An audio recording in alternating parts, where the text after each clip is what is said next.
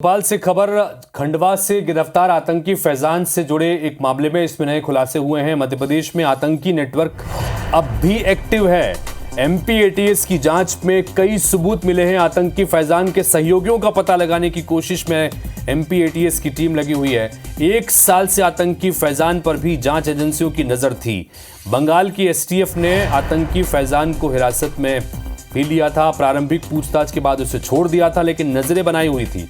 फैजान रकीब से मिलने के लिए गया था कोलकाता जेल और इस दौरान वहां उसे हिरासत में लिया गया था, लेकिन छोड़ दिया गया और फाइनली जो है उसे यहां पर एमपी एटीएस ने गिरफ्तार किया, जिसने कई बड़े खुलासे किए हैं। हरप्रीत कौर हमारी सहयोगी इस वक्त जुड़ रही है, उनसे बात करते हैं। हरप्रीत, आतंकी फैजान के मामले में लगातार एमपी एटीएस की टीम पूछताछ कर रही है और इसमें कई खुलासे भी एक के बाद एक हो रहे हैं कि कई और मॉड्यूल्स भी हो सकते हैं इससे जुड़े हुए, जो अभी भी एक्टिव हो सकते हैं, सिर्फ एक गिरफ्तारी नहीं होगी। बताइए।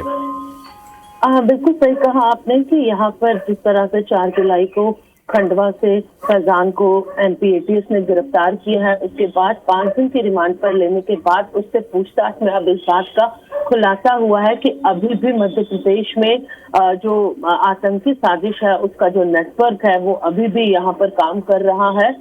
एटीएस के लिए ये अलर्ट मोड पर जाने का एक बार फिर समय है और एक बार फिर अलर्ट मोड पर यहाँ पर एटीएस आ गई है।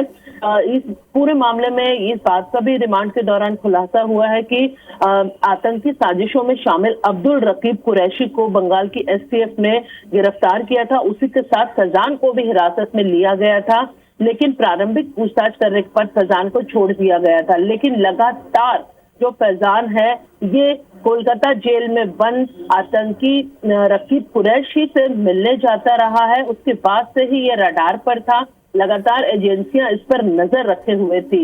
इसके साथ ही फैजान लगातार भोपाल जेल ब्रेक के बाद एनकाउंटर में मारे गए सिमी आतंकियों के परिजनों के संपर्क में था।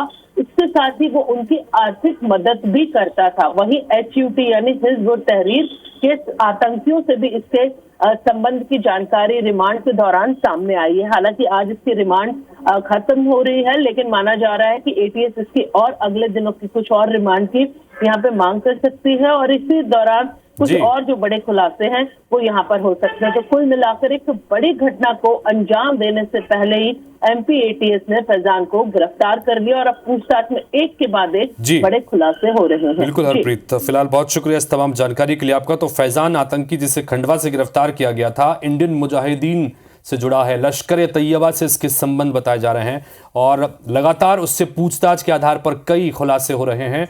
और अब ये भी जानकारी आ रही है कि एटीएस को जांच में सबूत मिले हैं कि प्रदेश में आतंकी नेटवर्क जो है वो अभी भी जिंदा है। सिर्फ एक गिरफ्तारी से काम नहीं चलने वाला, बल्कि बड़े पैमाने पर उस पूरे नेटवर्क को भी तोड़ने की तैयारी एटीएस की हुई है।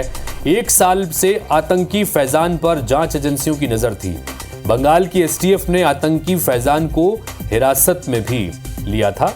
प्रारंभिक पूछताछ के बाद उसे छोड़ दिया गया था, लेकिन नजरें उसके ऊपर बनी हुई थी और आखिरकार एमपी एटीएस ने उसे धर दबोचा है। इधर फैजान कोलकाता बताया जा रहा है कि रकीब से मिलने के लिए पहुंचा था, लिहाजा ये माना जा रहा है कि एमपी में अभी भी आतंकियों का ये नेटवर्क जो है अभी एक्टिव है और इसको तोड़ने की कोशिश में लगातार एमपी एटीएस की टीम लगी हुई है।